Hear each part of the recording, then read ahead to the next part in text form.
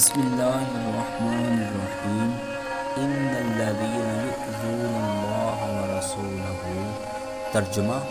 بے شک جو اللہ اور اس کے رسول کو ایذا دیتے ہیں۔ اس آیت میں ایذا دینے والوں سے مراد کفار ہیں جو اللہ تعالیٰ کی شان میں ایسی باتیں کہتے ہیں جن سے وہ پاک ہیں، اور جو رسول کریم رؤوف الرحیم کی تکذیب کرتے ہیں، ان پر دنیا اور آخرت میں اللہ تعالیٰ کی لعنت ہے، اور اللہ تعالیٰ نے ان کے لیے آخرت میں رسوا کر دینے والا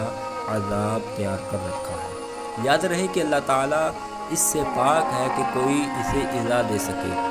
یا اسے کسی سے ایذا پہنچے، اس لیے یہاں اللہ تعالیٰ کو ایذا دینے سے مراد اس کے حکم کی مخالفت کرنا ہے اور گناہوں کا ارتکاب کرنا ہے، یا یہاں اللہ تعالیٰ کا ذکر صرف تعظیم کے طور پر ہے، جبکہ حقیقت میں اللہ تعالیٰ اور اس کے رسول کو ایذا دینے سے مراد